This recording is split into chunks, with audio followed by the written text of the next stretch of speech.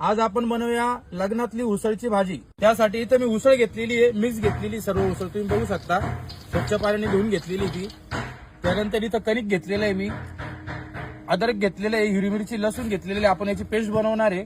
इथे शेंगदाणे घेतलेले, शेंगदाणे भाजून याची पण आपण पेस्ट बनवून घेणार आहे ग्रेव्हीसाठी। इथं टमाटे घेतलेले, कांदा आहे आणि कोथिंबीर आहे। पण आता टमाटे कट करून घेऊ। टमाटे कट करून झाले, टमाटे काढून घेऊ आपण। पण आता कांदा कट करून घेऊ बारीक। आता कांदे कट करून झाले, कांदे काढून घेऊ आपण। पण आता उसळ धुवून घेऊ स्वच्छ पाण्याने।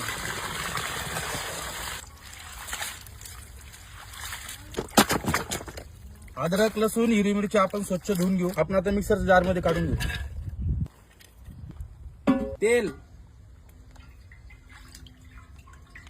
जिरे, मोहरी, कढीपत्ता, बारीक कापलेला कांदा। कांदा हलका लाल होतो आपण फ्राय करून घेऊ। कांदा आपला हलका ब्राऊन झालेला आहे, आपण आता त्यामध्ये बारीक कापलेले टमाटे घालून घेऊ। टमाटे अजून 5 मिनिटं आपण व्यवस्थित परतून घेऊ। कांदा टमाटर व्यवस्थित परतून झालेला आहे, आपण आता त्यामध्ये अद्रक लसूण हिरवी मिरचीची पेस्ट घालून घेऊ। अद्रक लसूण हिरवी मिरचीचा पूर्ण कच्चापणा जाऊ तर आपण फ्राय करून घेऊ। आपण आता त्यामध्ये मसाले घालून घेऊ। घरगुती काळा मसाला, धना पावडर, लाल मिर्च पावडर, हळद, चिकन मसाला, गरम मसाला। मसाले व्यवस्थित परतून घेऊ आपण। मसाला आपले व्यवस्थित परतून झालेले आहे, आपण आता त्यामध्ये कणिक घालून घेऊ।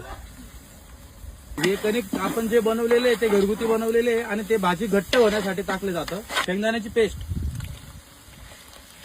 व्यवस्थित मसाल्यांमध्ये मिक्स करून घेऊ आपण। मसाला आपला व्यवस्थित परतून झालेला आहे, आपण आता याच्यामध्ये धुतलेली मटकी घालून घेऊ। उसळ आता मसाल्यांमध्ये व्यवस्थित मिक्स करून घेऊ।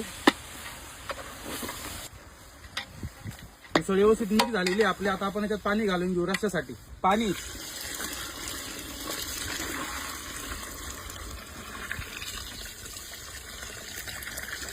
आपण आता भाजी अर्धा तास अशी शिजून घेऊ। भाजीला छान अशी उकळी आलेली आहे, आपण आता त्याच्यामध्ये चवीनुसार मीठ घालून घेऊ। बघा मसाल्यांमध्ये मीठ टाकलं नव्हतं मी।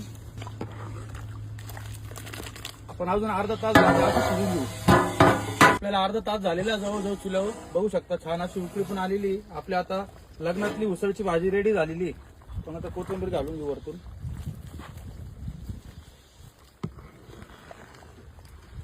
मस्त शिजलेली पण भाजी बघू शकता तुम्ही।